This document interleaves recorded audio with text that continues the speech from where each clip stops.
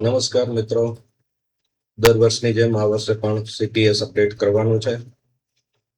લગભગ 33 જેટલી કોલમો અપડેટ કરવાની છે, પણ એ ઝડપથી કેવી રીતે કરી શકાય તે માટે એક્સેલથી ડેટામાંથી સીટીએસ અપડેટ કરવા માટે ખાસ ફાઇલ બનાવીને આવ્યો છું આપના માટે.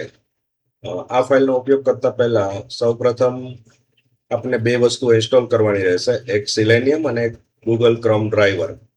આ સિલેનિયમ માટે અહીંયા ક્લિક કરશો એટલે તરત જ અહીંયા સિલેનિયમ બેઝિક 2.9.exe છે, એના પર ક્લિક કરી અને એ ડાઉનલોડ કરી લેવાનું રહેશે.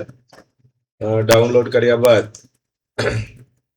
જે ગૂગલ ક્રોમ ડ્રાઈવર છે એના માટે ખાસ અહીંયા ગૂગલ ક્રોમ ઓપન કરી અને એની અંદર સેટિંગ્સમાં જવાનું છે. સેટિંગ્સમાં જઈ એબાઉટ ક્રોમ પર ક્લિક કરશો એટલે અહીંયા ચેકિંગ ફોર અપડેટ થશે, અને જો અપડેટ હશે તો એ અપડેટ આ રીતે ઓટોમેટિક થઈ જશે. અપડેટની ટકાવારી પૂર્ણ થાય એટલે તરત અહીંયા નીચેનું વર્ઝન છે એ ફરી જશે. અત્યારે મારે 148.0.778.217 નું વર્ઝન છે. અપડેટ થઈ રહ્યું છે. જેવું અપડેટ થશે એટલે વર્ઝન ફરી જશે. વર્ઝન ફરી જાય એટલે આપણે વર્ઝન મુજબ ગૂગલ ક્રોમ ડ્રાઈવર ઇન્સ્ટોલ કરવાના છે. અહીંયા વર્ઝન 149 થઈ ગયું છે, એટલે સૌપ્રથમ મારે એક્સેલમાં જઈ અને અહીંયા જે 149 માટે 148 માટેની ઉપરની લિંક છે અને ત્યાર પછીના વર્ઝન માટેની આ લિંક છે. લિંક ઉપર ક્લિક કરશો એટલે અહીંયા 149 વર્ઝન માટે સ્ટેબલ પર ક્લિક કરવાનું છે, અને એ ક્લિક કરી ક્રોમ ડ્રાઈવર અહીંયા Win64 આ લિંકને કોપી કરવાની છે. લિંક કોપી કરી અને બ્રાઉઝરની અંદર પેસ્ટ કરશો એટલે પેસ્ટ કરી એન્ટર આપશો એટલે ક્રોમ ડ્રાઈવર 149 આવી જશે. ક્રોમ ડ્રાઈવર 149 ડાઉનલોડ થઈ જાય ત્યાર પછી પહેલું કામ એમને સિલેનિયમનો જે સોફ્ટવેર ડાઉનલોડ કર્યો એ સોફ્ટવેર ઇન્સ્ટોલ કરવાનું કામ કરવાનું છે. એમની ઉપર સોફ્ટવેર ઉપર ડબલ ક્લિક કરશો એટલે સોફ્ટવેર આ રીતે નેક્સ્ટ આપી અને ઇન્સ્ટોલ થઈ જશે. ઇન્સ્ટોલ આપશો એટલે તરત જ ઇન્સ્ટોલ થઈ જશે.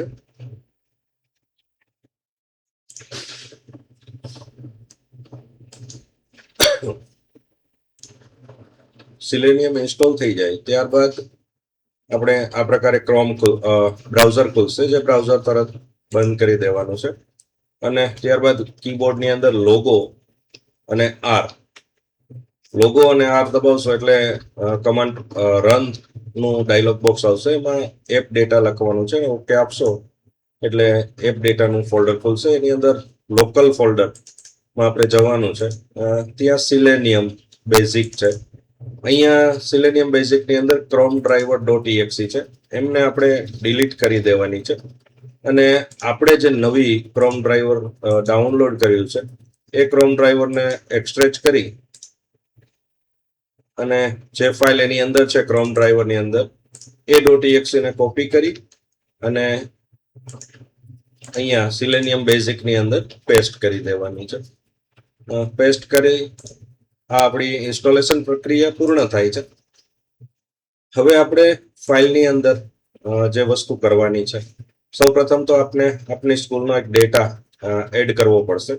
એટલે સ્કૂલનો ડેટા એડ કરીએ પહેલા અહીંયા નીચે સ્કૂલનો ડાયસ કોડ અને પાસવર્ડ બ્લેક ખાનામાં આપણો પાસવર્ડ લખી નાખવાનો છે. ત્યારબાદ ડેટાની અંદર જશો એટલે અહીંયા ઓટો સેટઅપનું બટન છે. ઓટો સેટઅપ ઉપર જેવું ક્લિક કરશો એટલે ફાઇલ માંગશે, પરંતુ એ પહેલા આપણે SSA ઉપર જઈ અને સૌપ્રથમ આપણી સ્કૂલનો ડાયસ કોડ ને પાસવર્ડ નાખીને ઓલ સ્ટુડન્ટનો જે ડેટા છે એ ડેટા ડાઉનલોડ કરી લેવાનો છે. અહીંયા લોગિન થશે એટલે ટોટલ સ્ટુડન્ટ આવશે. ત્યાં વ્યૂ ડિટેલ કરી અને એક્સપોર્ટ એક્સેલ કરશો એટલે જે ફાઇલ ડાઉનલોડ થઈ ગઈ છે, આ ડાઉનલોડ થઈ ગયા પછી એક્સેલમાં જઈ અને આપણે ઓટો સેટઅપમાં જવાનું છે. અહીંયા ઓટો સેટઅપમાં આપણે ડેસ્કટોપ ઉપર ફાઇલ રાખેલી હતી, આ ફાઇલ સિલેક્ટ કરી અને ઓકે આપશો એટલે old student data paste completed આવશે અને ઓકે કરશો એટલે અહીંયા ધોરણ વાઇઝ નામ ગોઠવાઈ જશે. ધોરણ વાઇઝ કમ્પ્લીટ ગોઠવાઈ ગયું છે.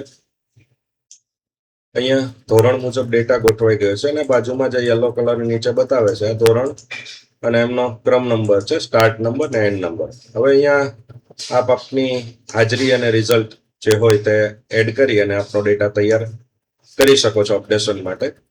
શિષ્યવૃત્તિમાં જો કંઈ ફેરફાર હોય, શિષ્યવૃત્તિ ઓટોમેટિક ગોઠવેલી છે, પરંતુ જો કંઈ ફેરફાર હોય તો આપ સ્કોલરશિપની અંદર ધોરણ વાઇઝ શિષ્યવૃત્તિ, એસસીના બાળકોને કેટલી મળવા પાત્ર છે, એસટીના આ સેટ અહીંયા કરશો એટલે ઓટોમેટિક આપના ડેટાની સામે સેટ થઈ જશે.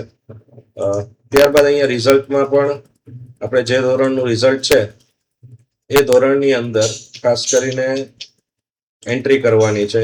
રિઝલ્ટમાં રાઉન્ડ ફિગરમાં જ એન્ટ્રી કરવાની છે, 78, 74 આ રીતે.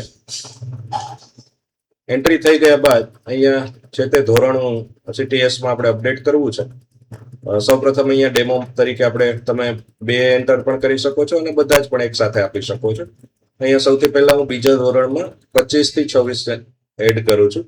એટલે ક્લિક કરીશ અને સ્ટાર્ટ નંબર એમાં 25 અને એન્ડ નંબર 26. એટલે અહીંયા 2 વિદ્યાર્થીઓનો ડેટા મારે અપડેટ કરવો છે. જેવું ક્લિક કરશો એટલે બ્રાઉઝર ઓપન થઈ જશે. અહીંયા આપને કેપ્ચા એડ કરવાનો છે. કેપ્ચા એડ થઈ જાય એટલે સીધું લોગિન કરી અને મેનેજ સ્ટુડન્ટમાં જવાનું છે. અહીંયા બીજા ધોરણમાં આપણે અપડેટ કરવું છે એટલે બીજા ધોરણ ઉપર ક્લિક કરીશું. અહીંયા સુધી પહોંચી ત્યારબાદ ફરી પાછો એક્સેલમાં જવાનું છે અને અહીંયા if website is ready for update please click okay. અહીંયા આપણે અપડેશન માટે રેડી છે આ સ્ટેજ, એટલા માટે અહીંયા જઈ એક્સેલમાં જઈ અને ઓકે આપશો તરત જ આપ ફરી પાછા બ્રાઉઝરમાં પહોંચી જશો અને બ્રાઉઝરમાં પહોંચશો એટલે તરત આ એક્સેલ એનું કામ શરૂ કરી દેશે. જે વસ્તુઓ સિલેક્ટ કરવાની છે એ ઓટોમેટિક ફટાફટ સિલેક્ટ થતી જશે વારાફરતી. અને જે 31 કોલમનો ડેટા આપણે અપડેટ કરવાનો છે એ જે અપડેશન છે એ મુજબ અપડેટ થવા માંડશે. અહીંયા બધામાં કમ્પ્લીટ થઈ ગયા પછી ફરી પાછો આ બીજો નંબર લીધો છે. બીજો GR નંબર લઈ અને બીજું અપડેશન શરૂ કર્યું છે. જેમ પહેલું અપડેશન થયું એ જ રીતે બીજું અપડેશન કમ્પ્લીટલી શરૂ થઈ જશે. અને આ કામગીરી શરૂ હોય એ ત્યારે આપ બીજી અન્ય કામગીરી પણ કરી શકો છો, પણ ફરક એટલો છે કે એક્સેલની અંદર તમે કોઈ બીજી અન્ય કામગીરી નહીં કરી શકો. અન્ય બ્રાઉઝરની અંદર કંઈ પણ કામગીરી કરવી છે તો એ અન્ય બ્રાઉઝરમાં કરી શકશો. આ બ્રાઉઝરને આપ મિનિમાઇઝ કરી અને બીજું જે બ્રાઉઝર છે એ ઓપન કરીને આપ એની અંદર જે કંઈ કામગીરી કરવી હોય એ કરી શકશો. ખાસ આપ સૌનું વર્ક ઘટાડવા માટેની આ મહેનત કરી છે. આપને સારી લાગે તો વિડીયો જોઈ ચેનલને સબસ્ક્રાઇબ કરજો અને આવા જ અલગ અલગ ફાઇલો માટે અમારી સાથે જોડાયેલા રહેજો. આભાર.